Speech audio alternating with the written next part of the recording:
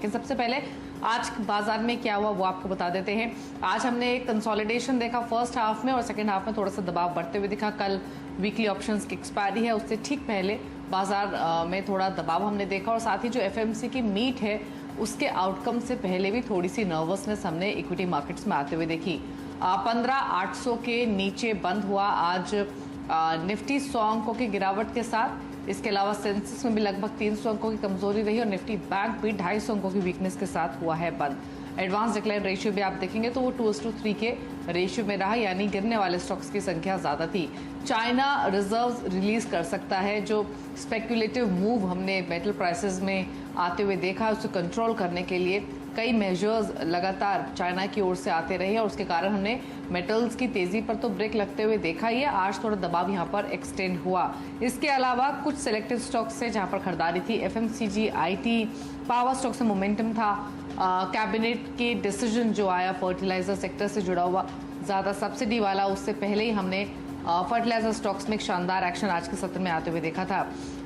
तो कई ऐसे स्टॉक्स थे जो कि स्ट्रॉन्ग मोमेंटम दिखा रहे थे। लेकिन चलिए सबसे पहले रेंज के साथ शुरुआत कर लेते हैं। आज दायरा क्या रहा बाजार का और उसके बाद कल की तैयारी भी करेंगे। निफ्टी ने आज 138 अंकों के दायरे में कारोबार किया। सेंसेक्स ने 391 अंकों के दायरे में ट्रेड किया और निफ्टी बैंक ने 464 अंकों के। एडवांस डिक्लाइन रेशियो आप देखिए, निफ्टी के 9 शेयर्स बढ़कर बंद हुए, 41 शेयर्स दबाव के साथ। सेंसेक्स के 8 स्टॉक्स बढ़कर बंद हुए हैं, 22 शेयर्स दबाव के साथ क्लोज हुए हैं। निफ्टी बैंक के 12 कॉन्स्टिट्यूएंट्स दबाव के साथ क्लोज हुए हैं। निफ्टी एफएनओ के 22 स्टॉक्स अगर आप देखेंगे तो बढ़कर बंद हुए हैं। इसके अलावा 134 स्टॉक्स दबाव के साथ क्लोज हुए। एनएससी के 662 शेयर्स बढ़कर 1286 शेयर्स दबाव के साथ, क्योंकि आज मिड कैप स्मॉल कैप्स में भी दबाव था।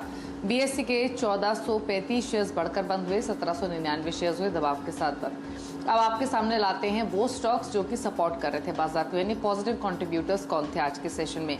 इन्फोसिस की ओर से 5 अंकों का पॉजिटिव कंट्रीब्यूशन रहा। एचयूएल की ओर से भी 5 अंक का कंट्रीब्यूशन। नेस्ले ने 4 अंकों का कंट्रीब्यूट किया।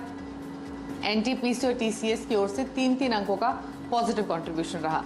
अब देखिए वो शेयर्स जो कि ड्रैग कर रहे थे नेगेटिव कंट्रीब्यूशन, रिलायंस 32 अंकों का नेगेटिव कंट्रीब्यूशन, एचडीएफसी लिमिटेड 11 अंकों का नेगेटिव कंट्रीब्यूशन। इसके अलावा आईसीआईसीआई बैंक की ओर से 8 अंक का negative contribution. Adani ports, HDFC bank की ओर से 6 से 7 अंकों का नेगेटिव कंट्रीब्यूशन रहा। लेकिन आज के इस मार्केट में भी कई स्टॉक्स थे जिन्होंने नए हाइस को अपने छुआ और मिड कैप्स में स्पेशली सेलेक्टेड स्टॉक्स में काफी स्ट्रॉन्ग एक्शन था।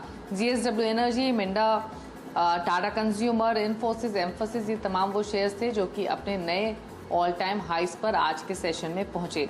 वॉल्यूम्स के हिसाब से देखिए कहाँ कारोबार हुआ है। अदानी पोर्ट्स में सबसे ज्यादा कारोबार हुआ, 2080 करोड़ का। टाटा स्टील में